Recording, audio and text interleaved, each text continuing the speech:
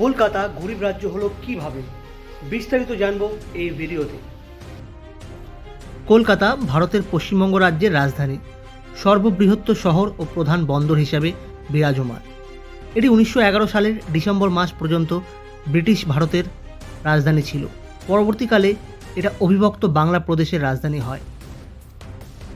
শুধুমাত্র লন্ডনের পরেই দ্বিতীয় স্থানে অবস্থিত এটাকে সাম্রাজ্যের দ্বিতীয় নগর হিসাবেও বিবেচনা করা হতো।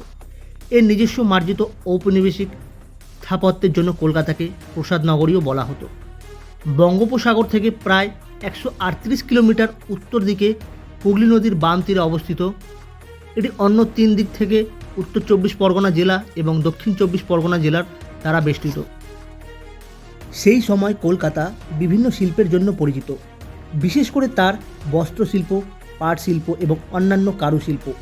এছাড়াও কলকাতা একটি সাংস্কৃতিক কেন্দ্র হিসেবে পরিচিত, যেখানে সঙ্গীত, নৃত্য, চিত্রকলা, স্থাপত্য এবং ভাস্কর্য সহ বিভিন্ন শৈল্পিক ঐতিহ্য রয়েছে। 1690 সালে ব্রিটিশ ইস্ট ইন্ডিয়া কোম্পানি বাংলার বাণিজ্য বিস্তারের উদ্দেশ্যে এই অঞ্চলে আসে। এই সময় থেকে কলকাতার লিখিত ইতিহাস শুরু হয়। কোম্পানির এক প্রশাসক চপ চার্নক কলকাতা প্রতিষ্ঠাতা হিসাবে পরিচিত। এখানে প্রচুর পরিমাণে শিল্পের উন্নতি ঘটে, যেমন বস্ত্রশিল্প, হস্তশিল্প, পাট শিল্প। এছাড়াও পর্যটকদের আকর্ষণ এই কলকাতা আরও উন্নত মানের শহর হিসেবে গড়ে তোলে।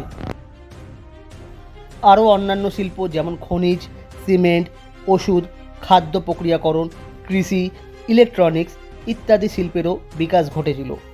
সেই সময় বন্দর, রেল, রাস্তাঘাট, কলকারখানা প্রচুর পরিমাণে নির্মাণ হয়েছিল।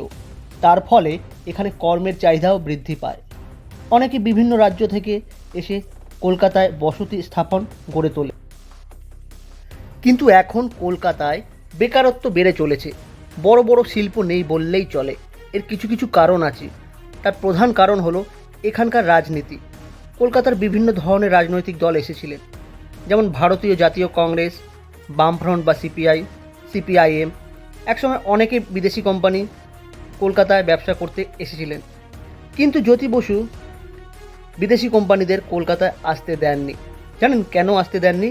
জ্যোতি বসু বলেছিলেন কলকাতায় কম্পিউটার আসলে শ্রমিকদের নাকি চাকরি চলে যাবে। এই বলে কোম্পানিদের কলকাতায় আসতে দেননি।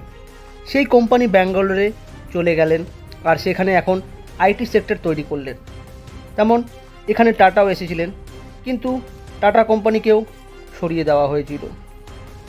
শুধুমাত্র আপনারা কি জানেন 30 বছর আগে আদিত্য বিড়লা পশ্চিমবঙ্গে ব্যবসা করতে এসেছিলেন, কিন্তু আমাদের বাঙালি সমাজের মানুষেরা তাকে রাস্তায় পেয়ে তাকে গাড়ি থেকে নামিয়ে তার জামা কাপড় খুলে দিয়েছিলেন। শুনেই লজ্জা লাগে, কেমন ছিলাম আমরা। তাই তো আমরা আজ পিছিয়ে আছি। সেই আদিত্য বিড়লা আজ মুম্বাই চলে গেলেন। মুম্বাই ক্যাপিটাল সিটি এখন বলা হয় ভারতে।